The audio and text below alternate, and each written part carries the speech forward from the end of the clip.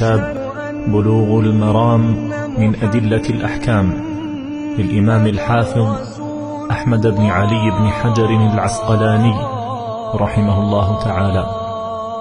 قال رحمه الله: بسم الله الرحمن الرحيم. الحمد لله على نعمه الظاهرة والباطنة.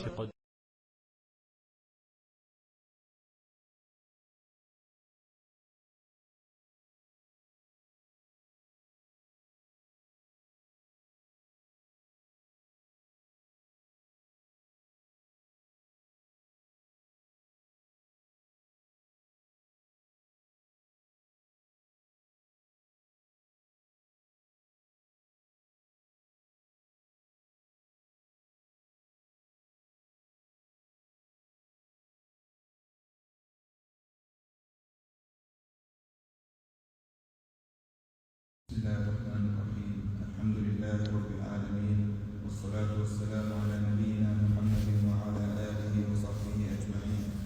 اللهم اغفر لشيخنا ولوالدينا وللسامعين ولجميع المسلمين. قال الحافظ ابن حجر رحمه الله تعالى: وعنه رضي الله عنه أن النبي صلى الله عليه وسلم كان إذا رفأ إنسانا إذا تزوج قال: بارك الله لك وبارك عليك وجمع بينكما في خير. رواه أحمد والأربعة وصححه الترمذي وابن خزيمة وابن حبان.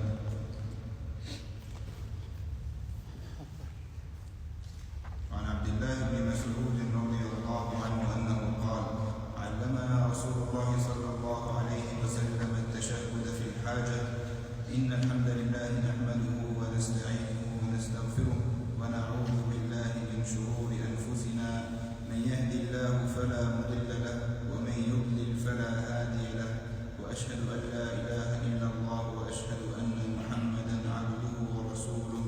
ويقرأ 3 آيات. رواه أحمد والأربعة وحسنه الترمذي والحاكم. بسم الله الرحمن الرحيم. الحمد لله رب العالمين، والصلاة والسلام على سيد الأولين والآخرين وعلى آله وأصحابه أجمعين ومن تبعهم بإحسان إلى يوم الدين. أما بعد. محترم بھائیوں، دوستو، ساتھیو، یہ کتاب النکاح بلوغ المرام کی شرح میں چل رہی تھی اور اس کی 2-3 حدیثیں گزر چکی ہیں۔ آج جو حدیث پڑھی گئی ہے، اس حدیث کے راوی حضرت ابو ہریرہ رضی اللہ تعالی عنہ ہی ہیں، جو کہ اس سے پہلے اکثر ابواب میں دیکھیں کوئی باب ایسا خالی نہیں جس میں ابو ہریرہ کا تذکرہ نہ آتا ہو۔ یہ بڑی خوش نصیبی ان کی تھی، اللہ تعالیٰ نے اسی کام کے لیے ان کو منتخب کیا تھا۔ 3 سال کی زندگی میں اتنی حدیثیں انہوں نے یاد کر لیں۔ صرف حدیث حاصل کرنے کا شوق تھا، علم کا شوق تھا، اور اس کے لیے کوشش کی۔ عربی مقولہ ہے من جد وجد، جو کوشش کرتا ہے وہ حاصل کر لیتا ہے۔ اور بعض اہل علم نے، علماء مفسرین اور محدثین میں سے، قرآن پاک کی آیت والذین جاہدوا فینا لنہدینہم سبلنا، جو لوگ ہماری راہ میں کوشش کرتے ہیں تو ہم ان کے لیے سارے راستے ہموار کر دیتے ہیں۔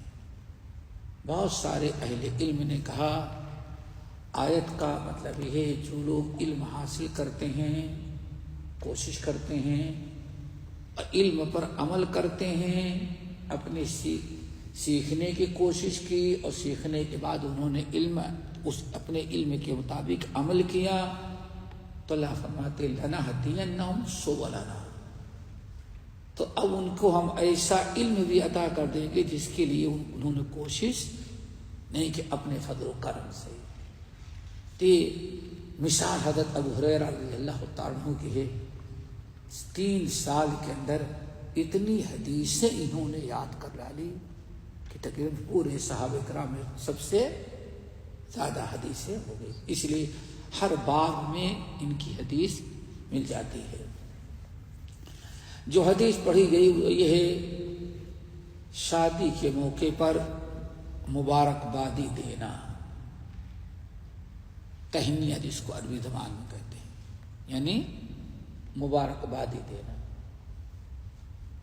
شادی کے موقع پر مبارکبادی دینا یہ دنیا میں ہر قوم کے اندر، ہر مذہب کے اندر، ہر کلچر میں پایا جاتا ہے، لیکن آپ جانتے ہیں کہ اسلام کی نمایاں خوبیوں میں سے خوبی یہ ہے کہ خوشی غمی میں کسی سے ملاقات ہو یا اس کو کچھ آپ کہیں مبارکبادی بھی دیں تو بھی اجر و ثواب کی چیز ہونی چاہیے، اللہ تعالیٰ کا نام ہونا چاہیے، اللہ کی کبریائی بڑائی بیان کی گئی ہو۔ یہ اس لیے آپ ذرا دیکھیں خوشی کے موقع پر صحابہ کرام جب آپس میں ملتے تھے کیا کہتے تھے؟ تقبل اللہ منا ومنکم۔ کتنی پیاری دعا، تقبل اللہ منا ومنکم۔ ہماری بھی عبادات، روزے، سارے قیام، صیام، صدقات و خیرات، رمضان بھر جو کچھ کیا ہے اللہ ہمارا بھی قبول کر لے اور آپ کا بھی قبول کر لے۔ تو دیکھیں اسلام کی خوش ہے۔ جانتے ہیں آج کتنے مذاہب ایسے ہیں کہ ان کی عید ہے کہ آگ جلاؤ، آگ جلاؤ، اور حالت یہ ہے کہ کسی کی بھی لکڑی، کسی کا سامان جلا دیں، بھائی کو نہیں، آج سب جائز ہے ان کے یہاں، سامنے والے کی کتنا بھی نقصان ہو جائے کوئی بات نہیں ہے نا۔ ایسے کچھ ہے کہ رنگ پھیر کر کے اس کا کپڑا خراب کر دو، اور بات چلتے چلتے کیچڑ اور گوبر گندگی بھی اٹھا کے پھینک دو، کوئی بات نہیں، کچھ سامنے والا کہہ نہیں سکتا کیوں، آج ہمارے تہوار کا دن ہے۔ دیکھیں کچھ قومیں ایسی ہیں جو سال میں کرتا بوڑھے کو بناتے ہیں، ہیپی نیو ایئر، ہر شاپنگ مال کے سامنے ایک بوڑھا رہتا ہے بیچارہ، کیا مقصد ہے؟ لات مار کے سال گزرا، یہ بوڑھا سال بوڑھا ہو گیا، یہ نکال دیا اس کو۔ دیکھیں کوئی خیر و برکت کی چیز نہیں۔ شادی میں بھی ایسے ہی ہر قوم کے اندر کچھ نہ کچھ ہے، لیکن اللہ کا نام صرف اسلامی شادی میں ہے۔ اسی چیز کا تذکرہ کہتے ہیں ابو ہریرہ رضی اللہ تعالیٰ عنہ کہ ان نبی صلی اللہ علیہ وسلم کان اذا رفع انسانا اذا تزوج، جاہلیت میں دستور یہ تھا کہ مبارکبادی دیتا تو کچھ اور، چلو بھائی مبارک ہے، یہ ہے وہ ہے، دنیا بھر کی چال۔ جاہلیت کی ساری چیزیں ختم کر کے نبی علیہ السلام دعا کیا دیتے؟ بارک اللہ لکما۔ جب آپ نکاح پڑھاتے، دونوں کی شادی ہوتی تو نبی علیہ السلام کیا دعا دیتے؟ بارک اللہ لکما وبارک علیکما وجمع بینکما فی خیر۔ کتنی بڑی دعا ہے، بارک اللہ لکما۔ ذرا سوچیں نبی علیہ السلام یہ دعا دیتے رہے ہوں گے، سامنے وہاں بیٹھے رہے ہوں گے، تو وہ کون سی مخلوق تھی؟ کائنات کی سب سے افضل مخلوق صحابہ کرام، آمین تو کہتے رہے ہوں گے نا۔ کتنی خوش نصیبی۔ اسی لیے دیکھتے ہیں اللہ پوری 13 سالہ زندگی میں حدیثوں کے اندر صرف 2-4 طلاق کا تذکرہ آتا ہے، بس پوری حدیثیں پڑھ ڈالیں۔ اب دیکھا زندگی بھر سوچتے ہیں نا کہ حدیث پڑھو گے پورا یہ کر ڈالو وہ کر ڈالو، سوائے چند آدمی، چند طلاق کا اور کوئی تذکرہ نہیں۔ پورے قرآن پاک میں میرے خیال 2 طلاق کا تذکرہ ہے نا، فلا تحل لہ من بعد حتی، ہے نا۔ اور ایک طلاق کون سی ہے دوسری، کہ جو دوسری آیت ہے کہ جب طلاق رجعی دے دے اور دونوں آپس میں دوبارہ پھر نئے نکاح سے آنا چاہے تو اللہ سورۃ البقرہ کی طرف خبردار، ولی کو اب دوبارہ اگر اسی لڑکے سے وہ شادی کر رہی ہے تو اور ماں باپ کو جائز نہیں کہ اب لڑکی کے ساتھ زبردستی کریں.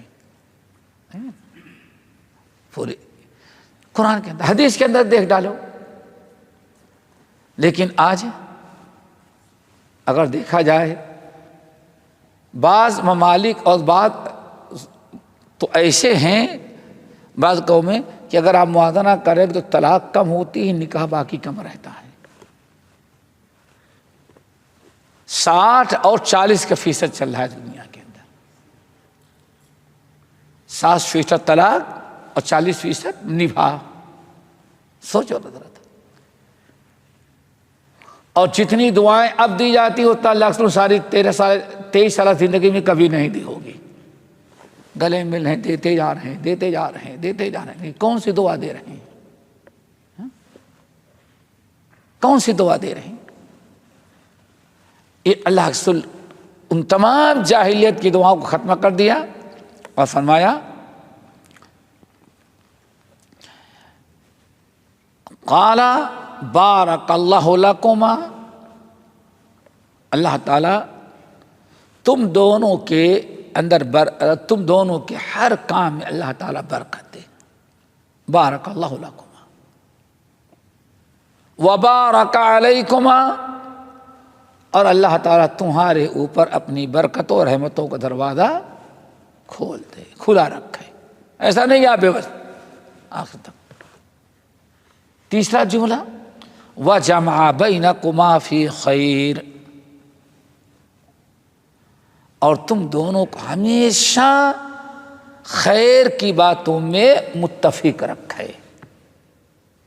لڑائی سے اللہ تعالیٰ بچا دے. کتنی پیاری دعا تھی. لیکن ماشاءاللہ اور بعض روایتوں سے پتہ چلتا ہے، علامہ البانی رحمۃ اللہ علیہ کتاب آداب و زفاف، ان کا کوئی شاگرد تھا، وہ شادی کرنا چاہا تو اس نے کہا کہ ذرا آپ کچھ نکاح کے اسلامی سنت کے مطابق شادی کریں، ذرا اس کو کچھ آپ بتائیں. تو البانی صاحب نے ماشاءاللہ پوری کتاب لکھ ڈالی، نام رکھا آداب الزفاف. بہت ساری تفصیل کے ساتھ بہت سارے مسائل. تو اس کے اندر سرحد کرتے ہیں کہ یہ 3 مرتبہ دعا ثابت ہے. نمبر 1 نکاح کے بعد جب کیا کہتے ہیں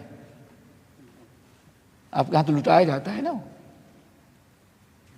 نہیں شیرینی، جیسے قاضی نے کہا ہاں بھائی نکاح مکمل ہوگا، بس اب یہ کہیں گے شوہرا سمجھتے ہیں مٹھائی یہ آئے اور ایسے مار دیا. آپ بڑی لوٹ مار، سب اکھاڑے میں آگے بدبخت کم بخت، یہ تمہارا اسلام ہے؟ ایک کے اوپر کیوں شوہرا لوٹنا ہے؟ اور یہ سنت سمجھی جاتی ہے. کتنی عجیب سماج ذرا دیکھو. شرافت ختم ہو گئی اور اس کے بعد پتہ نہیں کیا کیا کیا کیا دعائیں. بس شادی مبارک، شادی مبارک، شادی مبارک، ویلکم ویلکم ویلکم. بس سب یہی کرتے کرتے بورڈ بھی لگا دیتے ہیں شادی مبارک. زبان سے ایک مرتبہ کہنے کے لیے تیار یاد ہی نہیں ہوتے. بارک اللہ لکما ایک تو یہ ہے. نمبر 2 جب شب زفاف کے بعد لڑکے کو چاہیے کہ اپنے بڑوں سے ملے ان سے بڑے. اور بڑوں کا کام کیا ہے؟ ہر بڑا یہی کہے بارک اللہ لکما وبارک علیکما وجمع بینکما فی خیر.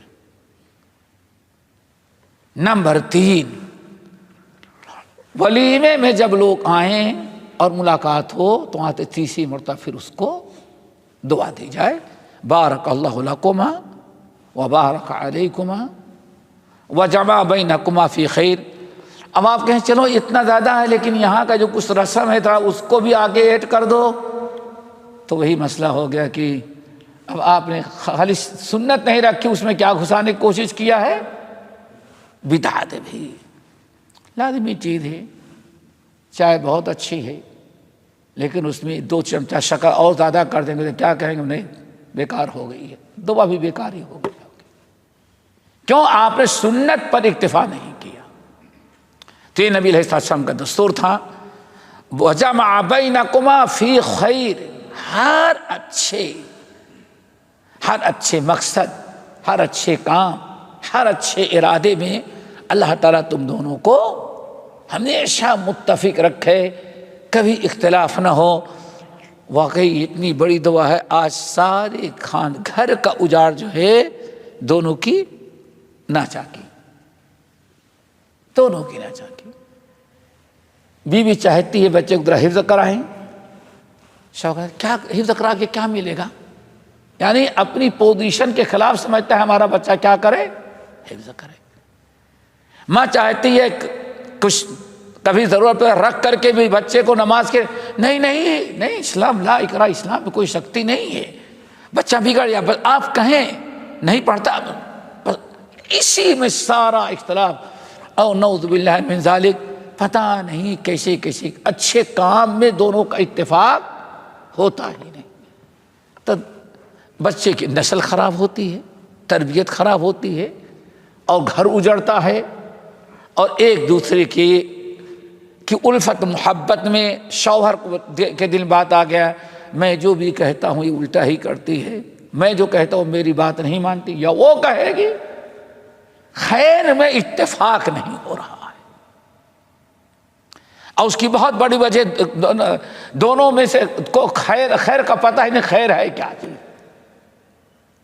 خیر کا مطلب دین ہے، شریعت ہے، اچھے مقاصد ہیں، اچھے اغراض ہیں، اچھے ارادے ہیں۔ تو آپ یہ دعا کرتے ہیں۔ اس حدیث کو امام مالک نے روایت کیا، اور اربعہ سے مراد سنن ابو داؤد، ترمذی اور نسائی ابن ماجہ، یعنی کیا مت اربعہ، رواہ الاربعہ، تو یہ شارٹ بنا دیا، مختصر کر دیا، ورنہ کیا ہونا چاہیے؟ رواہ ابو داؤد والترمذی والنسائی وابن ماجہ۔ اب کافی لمبا ہوتا تو محدثین نے اصطلاح قائم کر دیا اربعہ، یعنی ابو داؤد، ترمذی، نسائی، ابن ماجہ، اور اسی کے ساتھ اگر خمسہ ملا دیا جائے تو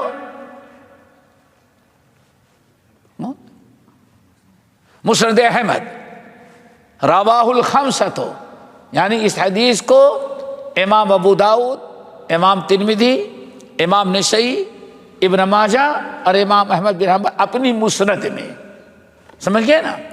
چلو، وصححہ الترمذی، اور اس حدیث کو امام ترمذی نے صحیح بھی کہا ہے۔ وابن خزیمہ، امام ابن خزیمہ اور امام ابن حبان روایت کیا ہے 5 نے، امام احمد اور اربعہ، سنن اربعہ، ان کو سنن اربعہ کہتے ہیں۔ اور اس کو امام ترمذی صحیح، اس کا یہ مطلب نہیں کہ امام احمد کے یہاں ضعیف ہے، یا ابو داؤد اور نسائی ابن ماجہ کے یہاں ضعیف ہے، یہ مطلب نہیں ہوتا۔ صحیح ان کے یہاں بھی ہے، لیکن وہ لوگ صحیح کا حکم نہیں لگاتے، حدیث روایت کریں گے وہ نکل جائیں گے۔ امام ترمذی کی خوبی کیا ہے؟ امام ترمذی حدیث نقل بھی کرتے تھے، گرچہ بخاری اور مسلم کی ہو تو اس کو کیا کہیں گے؟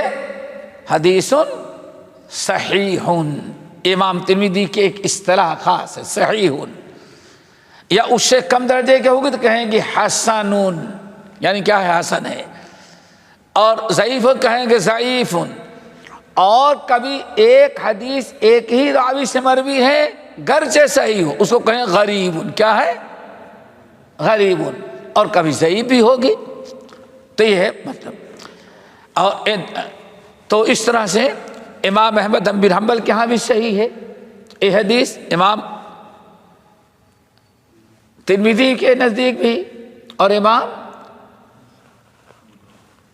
ابو داؤد ابن ماجہ نسائی سب کے نزدیک، اور امام ابن حبان اور ابن خزیمہ بھی نقل کیا ہے۔ اور کہیں کتاب کھول کر کے دیکھیں گے، یاد رکھیے گا، ابن خزیمہ جو ہے شفیع، اس کو کھول کر کے دیکھیں یا ابن حبان، تو کہیں نہ ابن حبان نے اس کو صحیح کہا ہے اور نہ تو امام ابن خزیمہ نے۔ لیکن علماء کیا کہیں گے؟ رواہ ابن خزیمہ وصححہ، یا کہیں گے رواہ ابن حبان وصححہ۔ کیا مطلب ہے؟ یہ دونوں محدث ایسے گزرے، کون؟ امام ابن خزیمہ اور امام ابن حبان۔ انہوں نے اصطلاح قائم کی کہ میرے نزدیک جو حدیث صحیح ہوگی ہم وہی اس کے اندر نقل کریں گے۔ تو وہاں اب صحیح نہیں کہتے، وہ جو وہی شروع میں انہوں نے اعلان کر دیا ہے اس طرح کہ ہمارے نزدیک جو حدیث صحیح ہوگی وہ بھی ہم جمع وہی لکھیں گے، کوئی ضعیف حدیث ہم اس کے اندر نقل نہیں کریں گے۔ تو اسی لیے گھر سے ابن خزیمہ اور صحیح ابن حبان میں کوئی حدیث کے نیچے صحیح نہیں لکھا ہوا ہے، لیکن وہاں ابن خزیمہ میں اور ابن حبان میں ہونا اس بات کی دلیل ہے کہ ہاں ان دونوں اماموں کے نزدیک حدیث کیا ہے؟ صحیح ہے۔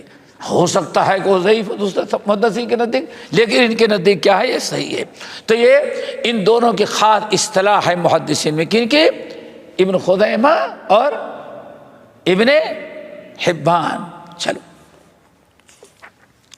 اگلی حدیث، وعن عبداللہ ابن مسعود رضی اللہ تعالی عنہ قال علمنا رسول اللہ صلی اللہ علیہ وسلم التشہد فی الحاجہ، ان الحمد للہ نحمده ونستعینه ونستغفره ونعوذ باللہ من شرور انفسنا من يهده الله فلا مضل له ومن يضلل فلا هادي له واشهد ان لا اله الا الله واشهد ان محمدا عبده ورسوله ويقرأ 3 آیات، رواہ احمد والاربعۃ وحسنہ الترمذی والحاکم۔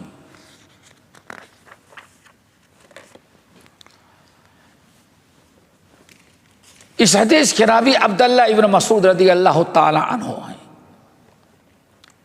کہتے ہیں کہ نبی علیہ الصلاۃ والسلام نے علمنا، اللہ نے ہم لوگوں کو سکھایا۔ کیا سکھایا؟ التشہد فی الحاجہ، کوئی بھی ضرورت کی بات کرنا چاہیں تو اس کے شروع میں ہم لوگ تشہد پڑھیں، تشہد کریں، تشہد پڑھیں۔ اور کن الفاظ میں پڑھیں؟ ان الحمد للہ نحمدہ ونستعینہ ونستغفرہ، پوری۔ اس حدیث میں خطبہ، اس کو خطبہ حاجہ، اس خطبے کا نام کیا ہے؟ ہمارے یہاں مشہور خطبہ نکاح، خطبہ نکاح، اس کو خطبہ نکاح لوگ سمجھتے ہیں، حالانکہ حدیث میں اس کا نام کیا؟ خطبہ حاجہ۔ ہر چیز جب شروع کرتے آپ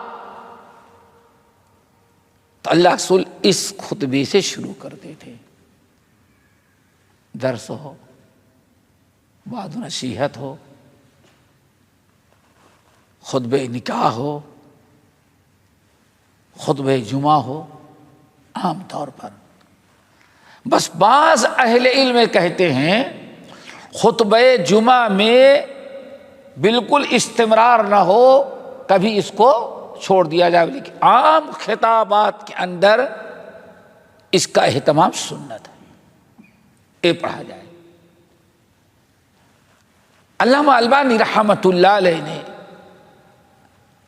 جس سنت پر بہت انہوں نے زور دیا جو لوگ بالکل ترک کر چکے تھے، اس میں ایک یہ سنت بھی تھی۔ اس کے متعلق باقاعدہ ایک رسالہ لکھا، خطبۃ الحاجہ، باقاعدہ کتاب رسالہ ہے، ساری روایات اور اسلاف کے قول نقل کیا ہے، بلکہ وہ تو ضروریات میں سے کہتے ہیں، بعض اہل میں کہتے ہیں ضروری نہیں ہے، سنت ہے۔ خطبے تقریباً تمام ضروری کاموں میں تو ان کو ضرور پڑھنا چاہیے، جمعے میں بھی پڑھیں، لیکن جمعے میں کبھی کبھار انسان چھوڑ دے، کیوں؟ نبی علیہ السلام کا خطبہ اس کے علاوہ بھی بعض کلمات سے ثابت ہے۔ چلو کیا پڑھتے ہیں آپ؟ ان الحمد للہ، ترجمہ معلوم ہو گیا اتنا کہ ہر قسم کی حمد کس کے لیے ہے؟ اللہ کے لیے۔ حمد کس کو کہتے ہیں؟ کئی بار بات ہو چکی ہے، سمجھیں۔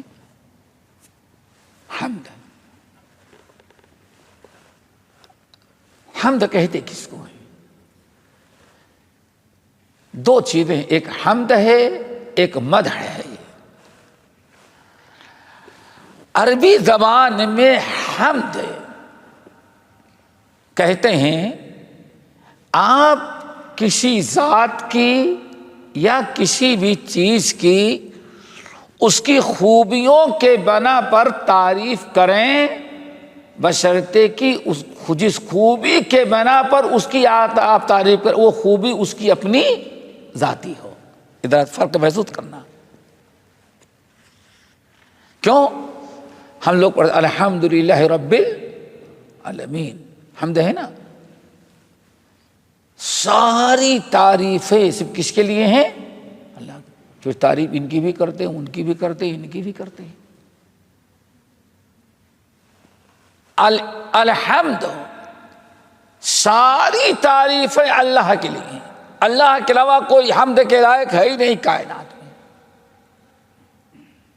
لیکن ہم لوگ تعریف کرتے ہیں غیروں کی بھی، ان کی کریں گے، کسی کی رات کی کریں گے، کسی کی تحریر کی کریں گے، کسی کی بیٹے کی کریں گے، کسی کے سخاوت کو کریں گے، کوئی اچھا کپڑا پہلا، اچھے کپڑے کی بھی کریں گے۔ آپ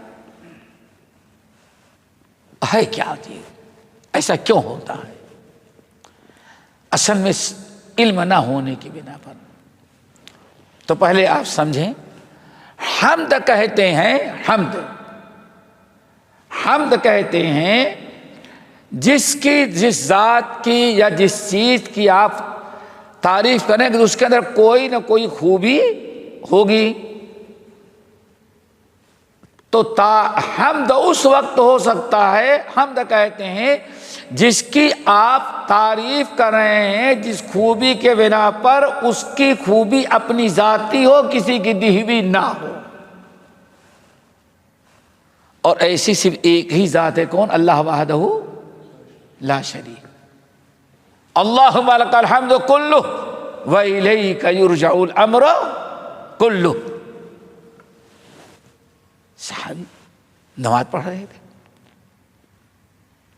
بعض روایتوں میں آیا ایک قوم کی دعا سمیع اللہ لمن حمدہ، اللہم لک الحمد کلہ وإلیک یرجع الامر کلہ۔ اے اللہ، ساری تعریفیں حمد صرف تیرے لیے ہے، وإلیک یرجع الامر کلہ، اور دنیا کے سارے نظام، سارے معاملات تیرے ہی ہاتھ میں ہیں۔ دیکھیں، ہم نے تو یہاں آپ ہی اللہ صرف تعریف آپ کی ہے، تو اس کی وجہ کیا ہے؟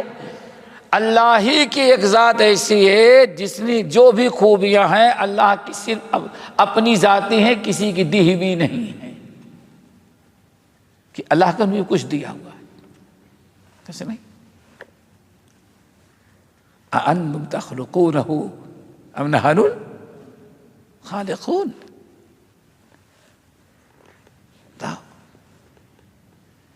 ساری خوبیاں اللہ کی اپنی ہیں، کسی کی دی ہوئی نہیں ہے۔ اسی لیے حمد، قرآن حدیث نے کہا حمد صرف کس کا مستحق صرف کون ہوگا؟ اللہ۔ الحمدللہ رب العالمین۔ اللہم لک الحمد کلہ. اسی لیے حمد کی 4 کلمات جو اللہ کو بہت محبوب ہیں، ان میں ایک کلمہ کیا ہے؟ سبحان اللہ والحمد للہ ولا الہ الا اللہ اللہ اکبر. حمد. اللہ تعالیٰ نے کیا فرمایا؟ الطہور شطر الایمان والحمد للہ تملأ المیزان وسبحان اللہ والحمد للہ تملأان ما بین السماوات والارض. یہ سے پہلے حدیث گزر چکے ہیں کہیں. تو اللہ کے علاوہ حمد کسی کے لیے جائز نہیں. اب اللہ کے علاوہ کسی مخلوق کی آپ تعریف کریں گے تو اردو میں تو حمد نہیں کہتے، عربی میں اس کو مدح کہتے ہیں. کیا کہتے ہیں؟ مدح. میم دال ہا کہتے ہیں مدح سرائی، کہتے ہیں مدح سرائی، مدح. تو حمد ہر ایک مخلوق کے لیے ہو سکتی ہے، مدح، لیکن حمد صرف اللہ کے لیے. کیوں؟ اللہ کے علاوہ دنیا میں کس کی بھی آپ تعریف کریں گے، ایک مالدار کی سخاوت کی تعریف کریں گے تو مال اس کا وہ نہیں بلکہ اللہ کا تعالیٰ کا دیا ہوا. ایک اچھے قاری کی قرات کی تعریف کریں گے تو اس کو مدح تو کہہ سکتے ہیں لیکن حمد نہیں کہیں گے. کیوں؟ اس کو اچھی آواز بھی دینے والا اس کے نہ ماں دے دی ہے، نہ باپ نے دیا ہے، نہ اس کی ہے، بلکہ اچھی آواز بھی کس نے دیا ہے؟ اللہ نے. تو مدح، حمد اور مدح یہ فرق ہے. یہاں اللہ سے کیا فرماتے ہیں؟ ان الحمد للہ نحمدہ ونستعینہ. صرف استعانہ کس سے؟ اللہ کی مدد مانگتے ہیں. ونستغفرہ، مغفرت بھی کس سے طلب کرتے ہیں؟ اللہ سے. ونعوذ باللہ من شرور انفسنا، اور اللہ تعالیٰ سے دعا کرتے ہیں اللہ مجھے ہمارے نفس کے شر سے بچانا. من یہد اللہ فلا مضل لہ، اللہ جس کو ہدایت دے دے اسے کوئی گمراہ نہیں کر سکتا. ومن یضلل فلا ہادی لہ،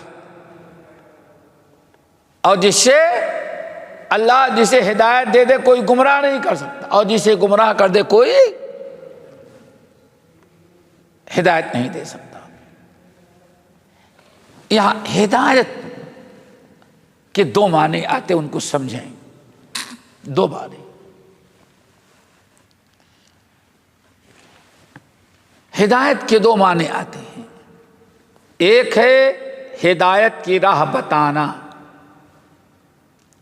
جو کہتے اراءۃ الطریق، کسی کو راستہ بتا دینا، بھولے بھٹکے کو راستہ بتا دینا، گمراہوں کو راستہ بتا دینا، وعد و نصیحت کے ذریعے جاہلوں کو ہدایت کی راہ بتا دینا، بے دینوں کو دین کی راہ، تقویٰ کی پرہیزگاری کی بتا دینا.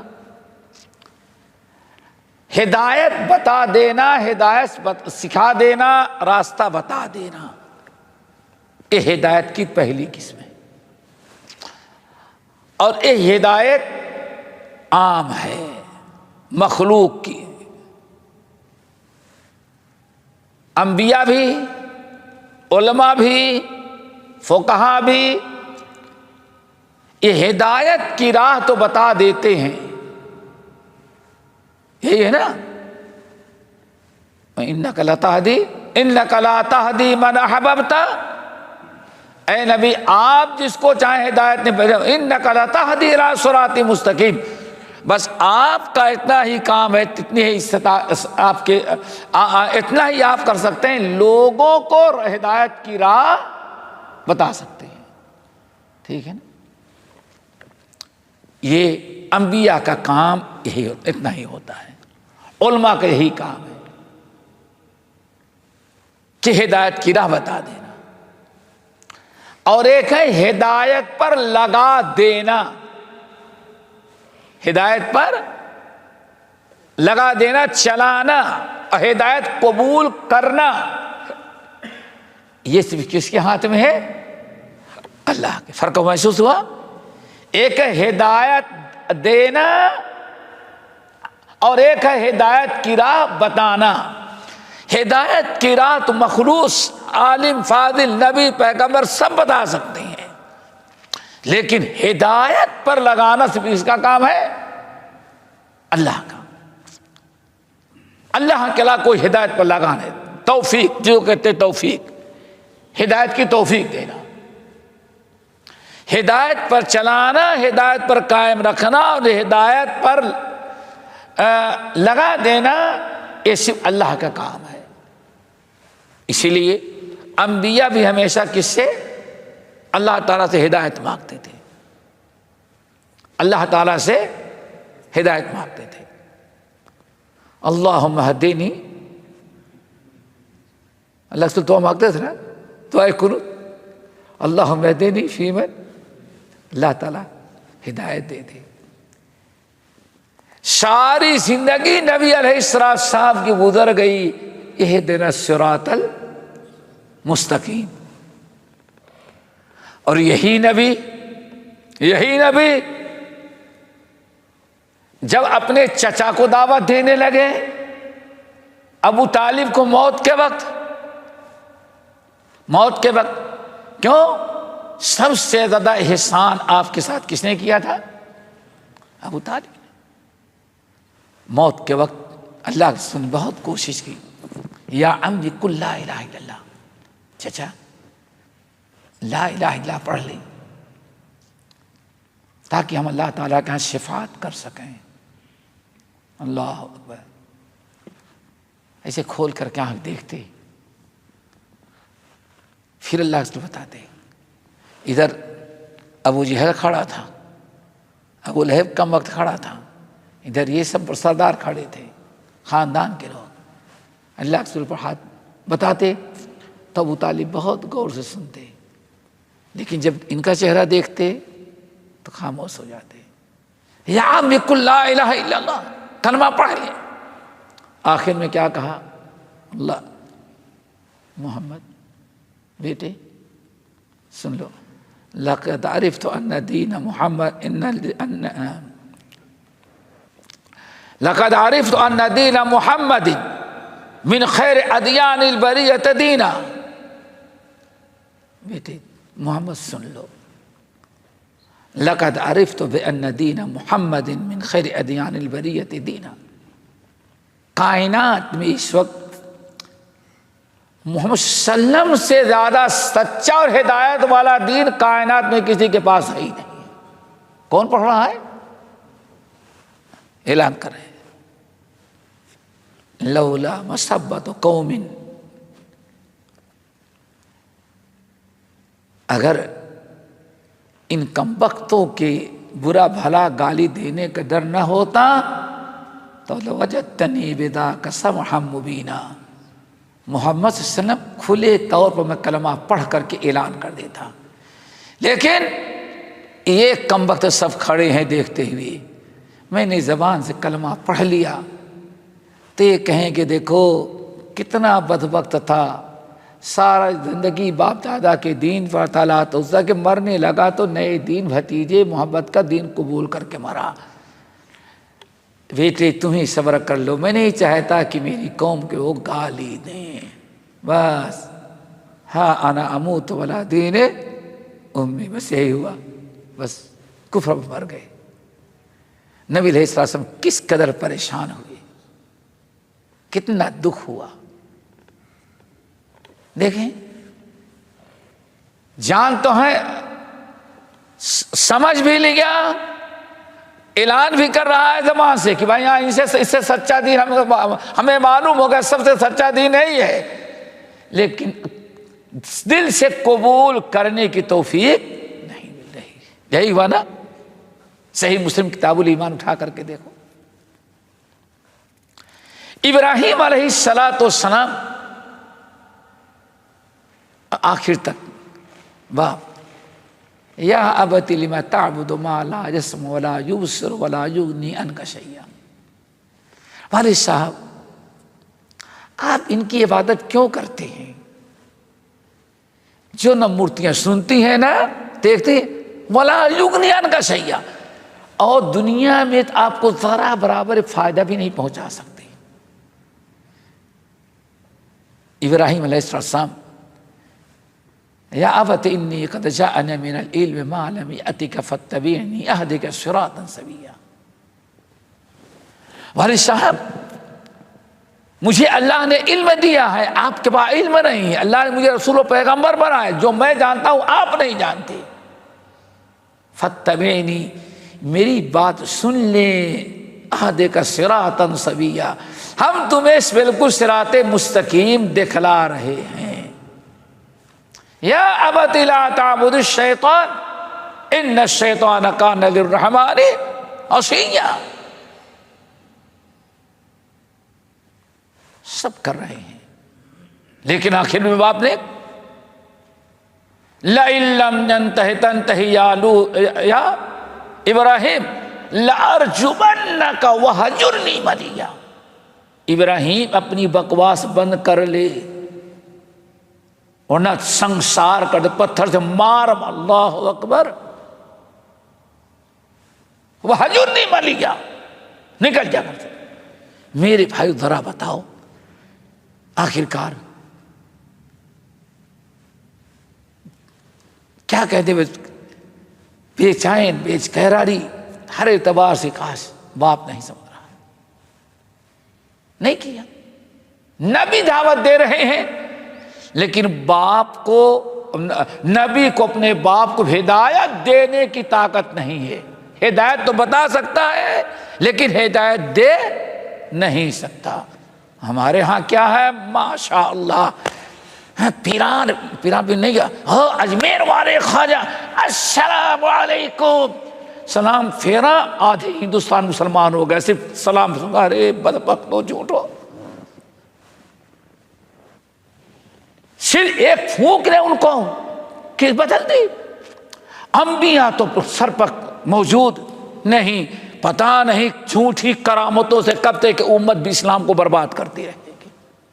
یہی ہے نا، ادھر پھر السلام علیکم، آدھا ہندوستان ادھر کا مسلمان، اچھا وہ پتہ نہیں سامنے والے کو تو نہیں مارا،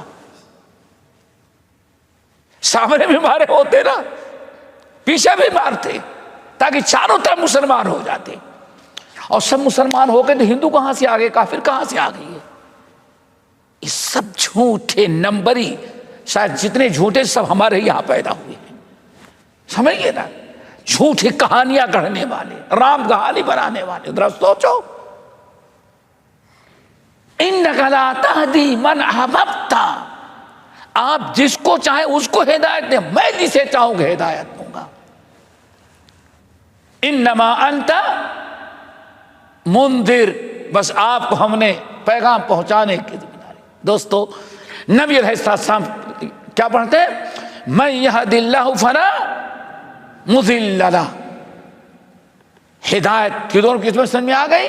ایک ہے ہدایت کی راہ بتانا، جو نبی کا، علماء کا، پیغمبروں کا، صالحین کا، اولیاء اللہ کا، سب کا کام اتنا ہی تھا، کسی کو ہدایت پر دینا، لگا دینا، اور ہدایت کی توفیق دینا۔ توفیق صرف اس کے ہاتھ میں ہے، اللہ لا حول ولا قوت الا باللہ۔ اسی کو کہا گئے جنت کے خزانوں میں سے، عرش کے خزانوں میں سے جو وظیفہ دنیا میں نازل کیا گیا ہے وہ کیا ہے؟ یہ ہے۔ اور ہمارے یہاں کیا، یا یغوث، یا یغوث، یا فلاں، یا فلاں۔ سب سے بڑا تعویذ معلوم ہے کون ہے؟ یا یعوق، یا یغوث۔ میں ایسے سفر پر جا رہا تھا تو ابوظبی سے ٹیلی فون آیا، کہا کہ یہ پریشانی، یہ پریشانی، یہ، لیکن اب حضرت نے اتنا پاورفل دے دیا ہے تعویذ، کہتے ہیں اس کو جس نے رکھا، غریب امیر، مردے زندہ، لا ولد ولد والا، تو ذرا آپ پڑھیں تو میں نے کہا بھیجو. تو اس زمانے میں یہ تو نہیں تھا، بلکہ کیا ہوتا تھا، وہ آفسوں میں رہتا تھا، کیا فیکس منگایا، اس کا پڑھا تو اس میں 5 تھے، یا یغوث یا یعوق یا سدوت، ایسے کچھ 4، اور 4 کے بعد چلے یا قطمیر،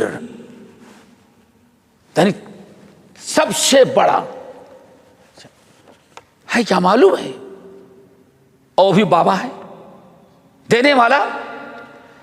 یہ 5 بت تھے جو حضرت نوح علیہ السلام کی قوم. یاد رکھو دنیا کے سب سے بڑے لٹیرے یہی ہیں، چور. سمجھ گئے نا؟ پیسہ لے کر کے گمراہ کرتے ہیں. وہ کیا وہ تھے. اور قطمیر کون ہے؟ جو سب سے بڑا تھا، یا قطمیر. جیسے دیتے ہیں نیچے یا اللہ یا وہ کہنا معلوم ہے اصحاب کہف کا کتا. ثم رددناہ اسفل سافلین. شرک کیا، تم کو کتے کا محتاج بنایا. یہ ہے ہمارے ہاں کا عقیدہ. یا قطمیر کتے بابا، لا حول ولا قوت الا باللہ. یہ ہے ہمارا دین، ہمارا اسلام. دوستو ہدایت کسی کے ہاتھ میں نہیں، ہدایت کس کے ہاتھ میں ہے؟ اسی لیے ہمیشہ اہدنا الصراط انک لا تہدی من احببت. اے نبی آپ جس کو چاہیں ہدایت نہیں دے سکتے. آپ بتائیں سب، لیکن ہدایت ہمارے ہاتھ میں ہے. چلو، اور جس کو اللہ تعالیٰ گمراہ کر دے اسے کوئی ہدایت نہیں دے سکتا. واشہد ان لا الہ الا اللہ واشہد ان محمدا عبدہ ورسولہ. دیکھو کلمہ شہادت تو ہے، شہادتین کا اقرار تو ہے، صرف ایک کا نہیں، اللہ کا نہیں، بلکہ اور شہادت کس کی؟ رسول کی رسالت کی. لا الہ اشہد ان لا الہ الا اللہ واشہد ان محمدا کیا عبدہ. اب تک کس کو کہتے ہیں؟ اب تک کس کو کہتے ہیں؟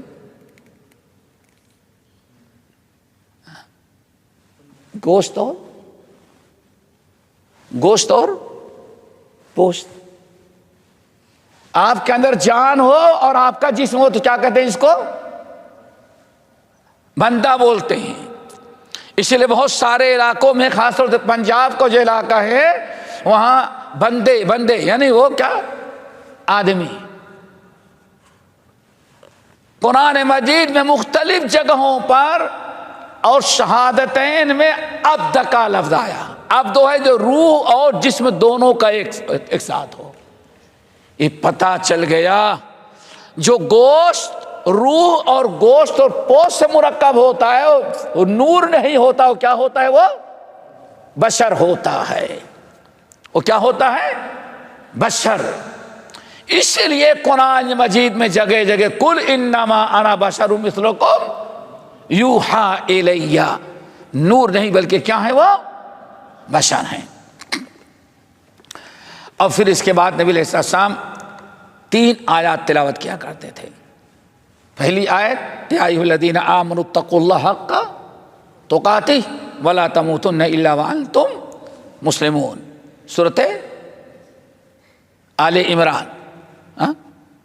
آل عمران نے. نمبر 2 یا ایھا الناس اتقوا ربکم الذی خلقکم من نفس واحدہ. سورۃ النساء کی پہلی آیات. نمبر 3 سورۃ الاحزاب یا ایھا الذین آمنوا اتقوا اللہ وقولوا قولا سدیدا. نبی علیہ السلام عام طور پر اپنے خطاب اور اپنی ضرورت جب بھی آپ گفتگو شروع کرتے تھے ان کلمات کے ساتھ. اور ہمارے یہاں ہر ایک نیا بنایا کیا ہوتا ہے؟ بنے بنائے جملے ہوتے ہیں. تقریر چھوٹی ہوتی ہے، خطبہ چھوٹا ہوتا ہے، اور ان کے کلمات جو ہوتے ہیں اپنے بنائے ہوئے وہ زیادہ ہوتے ہیں. بہرحال کوشش کرنی چاہیے حدیث کے مطابق کہ نبی علیہ السلام جیسے کیا کرتے رہے، اس چیز کا اہتمام کرتے رہو. اہتمام ہونا چاہیے، جہاں بھی درس ہو، تدریس ہو، کوشش کی جائے کہ اس کا اہتمام کیا جائے، اسی پر اس کو پڑھا جائے. اہل علم ایک بڑی جماعت اس کو ضروری بھی قرار دیتے ہیں. بس بعض اہل علم جو کہتے ہیں خطبے میں کبھی کبھار اس کو چھوڑ دیا جائے، چونکہ نبی علیہ الصلوۃ والسلام دوسرے جملے بھی خطبات جمعہ میں ثابت ہیں. یہ بات اہل میں خیال ہے، لیکن یہ کہ میرا اہتمام ہونا چاہیے. اللہ تعالی ہم سب کو عمل کرنے کو توفیق نصیب فرمائے. اگلی حدیث انشاءاللہ اگلے ہفتے. اقول قولی ھذا واستغفر اللہ من کل ذنب واتوب الیہ.